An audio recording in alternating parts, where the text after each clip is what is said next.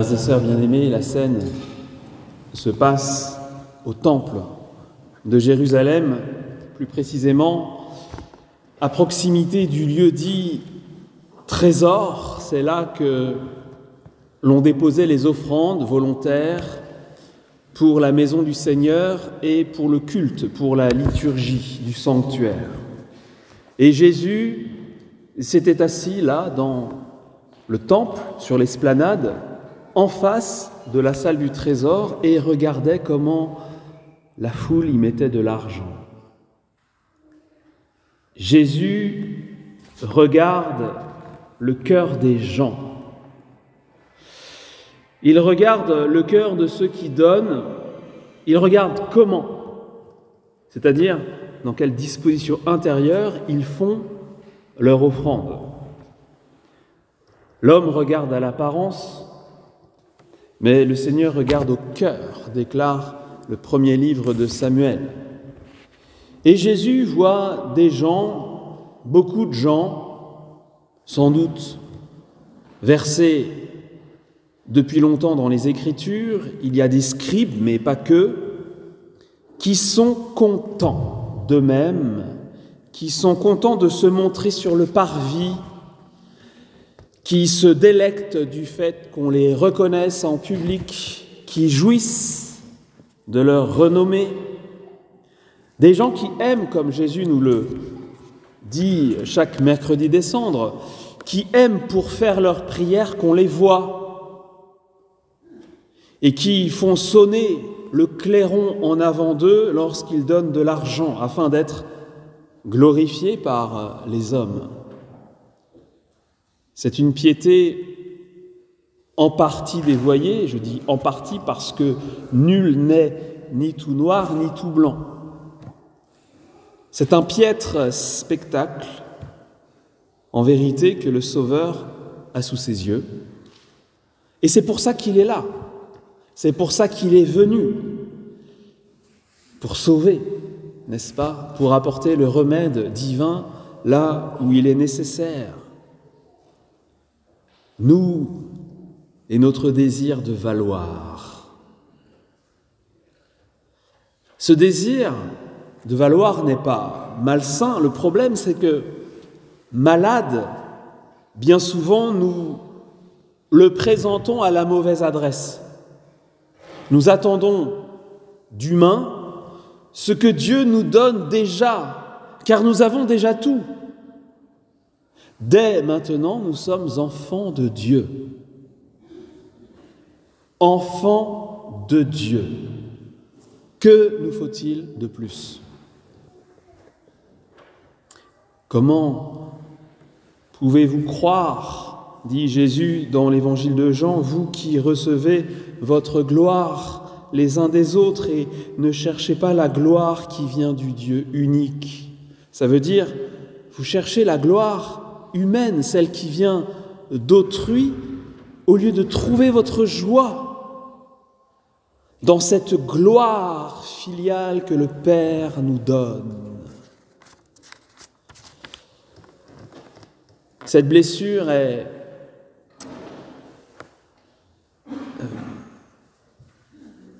congénitale. Cette blessure est congénitale, elle nous affecte tous, plus ou moins, vivement, mais tous nous sommes concernés par cela. Et c'est la grâce de Dieu, le don gratuit de Dieu, la grâce seulement, qui vient, qui viendra, merci Seigneur, à bout de cette soif, parfois maladive, de valoir, d'être reconnu, d'être exalté même, parfois d'être important. Parfois même, c'est cette blessure qui cause notre méchanceté. Parfois, si nous sommes méchants, c'est à cause de ça. On est jaloux de la place, du rôle, de l'importance présumée des autres, comme si tout cela donnait une importance, une valeur quelconque. Alors on devient méchant contre eux pour leur faire payer cette gloire que nous n'avons pas. Et Saint Jacques dit quelque chose comme ça: vous convoitez et ne possédez pas, alors vous tuez. Vous faites pas ça, vous. Vous êtes jaloux et ne pouvez obtenir, alors vous bataillez et vous faites la guerre. C'est la grâce, c'est le don gratuit de Dieu, c'est la grâce seule qui nous guérira de notre ambivalence. Et frères et sœurs, je vous le dis, notre gloire filiale vaut mieux, infiniment mieux que la couronne de pacotille sur laquelle il nous arrive parfois de lorgner.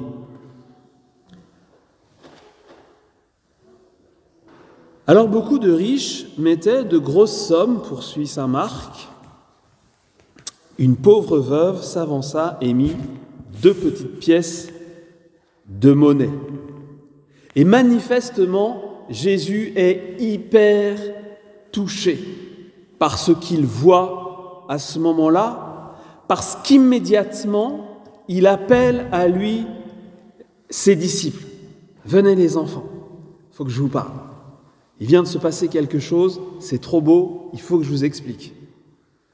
Il y a une instruction, un enseignement à donner, un modèle à mettre en avant, et Jésus ne veut pas manquer l'occasion. Et en effet, on met souvent en avant la générosité hors norme de cette femme. Elle a mis tout ce qu'elle possédait, tout ce qu'elle avait pour vivre. Certes, c'est admirable. Et il est fort probable que Jésus est perçu comme une fraternité d'âme ou une sororité d'âme, je ne sais pas comment il faut dire dans ce cas-là, fraternité d'âme avec elle. En lui comme en elle, c'est l'absence totale de calcul. Elle est pauvre, elle est veuve, et elle donne encore et encore. Bientôt, Jésus sera lui aussi entièrement dépouillé, vulnérable, et il aimera encore et encore. Oui, il y a de quoi souligner, comme le fait Jésus, comme le font bien des commentateurs, cette générosité christique de cette femme, sans doute assez âgée. Et je viens de le faire à ma manière, mais c'est sa foi que je voudrais mettre en avant aujourd'hui. Sa foi en Dieu, sa foi comme le fruit de toute une vie. À défaut d'avoir pu léguer des biens matériels, elle lègue, façon de parler, un esprit de foi. Et c'est cet héritage que Jésus nous offre de ne pas perdre. Il s'agit pour nous maintenant de ne pas passer à côté de ce témoignage magistral d'une aînée, d'une ancienne, une vieille dame, pauvre et veuve. Chaque âge de la vie humaine a sa beauté. J'en ai traversé quelques-uns, il m'en reste d'autres à découvrir, comme chacun d'entre nous. Et la vieillesse est l'étape finale de la maturité humaine. Ouais. Elle est à juste titre estimée, valorisée, honorée dans bien des peuples. Hélas, dans d'autres sociétés, elle est beaucoup moins, à cause d'une mentalité qui prône l'utilité immédiate, la puissance, la production. Et on en vient à déprécier les personnes âgées, et celles-ci en viennent parfois à se demander elles-mêmes si leur existence est encore utile. Ainsi, les personnes humaines sont elles aussi victimes de la culture du déchet, fustigée maintes et maintes fois par le Saint-Père François. C'est horrible. Et le projet de loi, je dis ça au passage, le projet de loi sur la fameuse aide à mourir, vous pouvez appeler ça comme vous voulez, c'est un meurtre. Le projet de loi sur l'euthanasie est une manifestation supplémentaire et extrême de la déchéance occidentale. On tuera bientôt les gens qu'on aime. Et ce faisant, ils ne seront plus un poids ni pour eux-mêmes, ni pour personne. Et à l'initiative de cette loi, je dis ça au passage aussi, il y a le même qui a fait inscrire dans la Constitution le droit du recours à l'avortement. Et c'est au même auquel on va donner la parole à Notre-Dame de Paris lors de la réouverture de la cathédrale.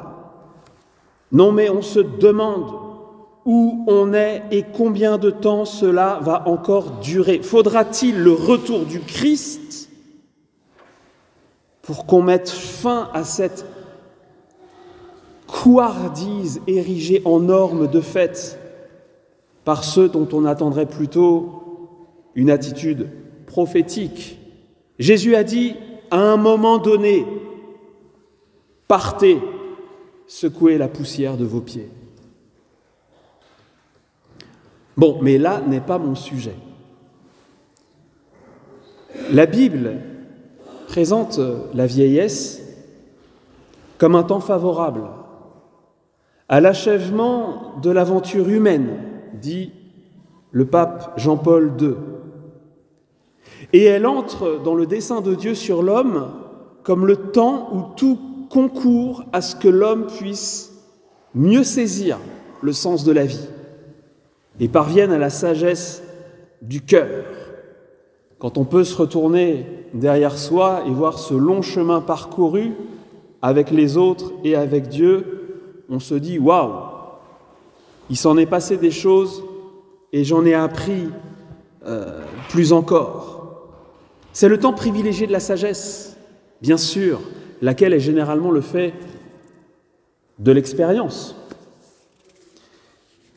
Même s'il arrive, comme le dit Rodrigue, n'est-ce pas, dans le Cid de Corneille, aux âmes bien nées, la valeur n'attend point le nombre des années.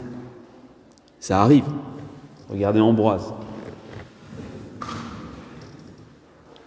Alors j'en reviens à la veuve de l'Évangile. Son geste manifeste justement toute la sagesse acquise, toute la sagesse de son cœur. Sa vie lui a appris que Dieu est bon, que Dieu est fidèle, que Dieu est toujours avec nous, que Dieu mérite d'être honoré, qu'il est infiniment bon, infiniment aimable, qu'il est fiable. Dieu est fiable, il est digne de foi, il est digne de confiance, il ne nous trahit pas.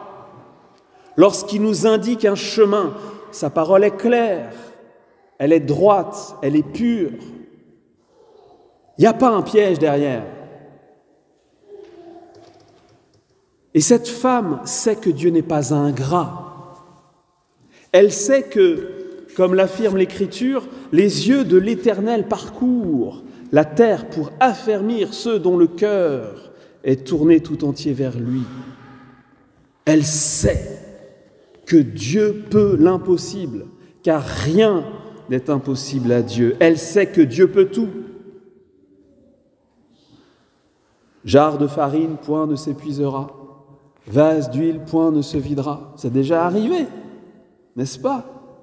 Et ça arrivera encore. Non seulement elle croit en Dieu, non seulement elle sait qu'il ne se moque pas de nous, elle compte sur lui. Elle fait le bien selon son cœur, elle agit selon ce que le Seigneur lui a appris tout au long de sa vie. Et pour le reste, Dieu agira selon son amour et selon sa puissance. Elle n'en doute pas. La foi, mes amis, c'est la garantie des biens qu'on espère et la preuve des réalités qu'on ne voit pas. Hébreux, chapitre 11. Retenez au moins ça. Hébreux 11. La foi, c'est la garantie des biens qu'on espère. Et la Bible est bourrée des merveilles que Dieu a opérées en faveur de ceux qui ont confiance en lui. Frères et sœurs, où est notre foi? J'ai l'impression parfois qu'on a tellement bien circonscrit, délimité, limité le champ des possibles dans lequel Dieu peut agir. Nous si raisonnables et peut-être aussi si peureux, car Jésus, posant la question à ses disciples un jour de tempête, « Où est votre foi? Pourquoi avez-vous peur ?» On veut tout contrôler, on veut tout maîtriser, on veut être en sécurité par nous-mêmes, alors nous n'exposons pas en vérité toute notre vie et nos affaires à la puissance de Dieu, à son influence, à son bon pouvoir et à ses miracles que du coup nous ne voyons pas. Parce que Dieu ne peut pas faire de miracles là où on manque de foi. Peut-être pensons-nous que Dieu est manchot.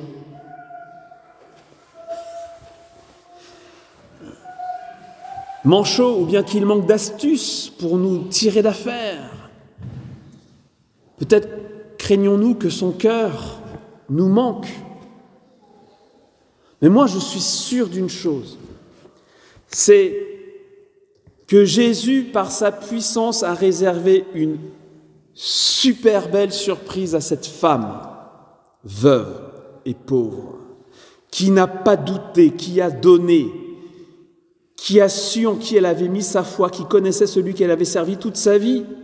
Et j'imagine un truc du genre, une surprise. La vieille dame quitte le temple et s'en retourne chez elle. Et en arrivant, elle trouve sur le pas de sa porte une pièce d'or. Vous voyez, une belle surprise équivalent à un sourire de Dieu. Le sourire de Dieu, les surprises de Dieu, un clin d'yeux. Le truc énorme, tu peux pas louper, tu vois la pièce d'or, tu dis mais c'est trop beau, je viens de tout donner au temple et...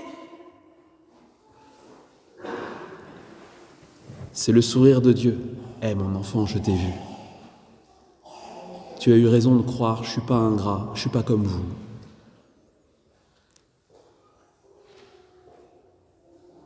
Dieu notre Père est comme ça, mes amis. Dieu notre Père est comme ça, mais nous n'y croyons pas. Alors le geste de cette femme, humble et extraordinaire, eh bien, est un enseignement. Et Jésus l'a mis sur le devant de la scène, partout sur la terre, partout où l'Évangile a été proclamé. On a redit à sa mémoire ce qu'elle avait fait ce jour-là. Elle a tout donné. Dieu agira. C'est l'incarnation de cette confiance que Jésus attend de nous pour montrer sa puissance. Ne t'ai-je pas dit que si tu crois, tu verras la gloire de Dieu? C'est ce que le Seigneur dit à Marthe dans Jean chapitre 11, verset 40. Vous pouvez retenir aussi ça. Hébreux 11, Jean 11, 40. Ne t'ai-je pas dit que si tu crois, tu verras la gloire de Dieu? Oh, mais moi je ne comprends pas, mon Père, je ne vois jamais la gloire de Dieu dans ma vie. Il ne se passe rien. Eh bien, crois. Ayez foi en Dieu. Ne t'ai-je pas dit que si tu crois, tu verras la gloire de Dieu? Et à Sainte Marguerite Marie de Parelmonial, Jésus dit, si tu crois, tu verras la puissance de mon cœur.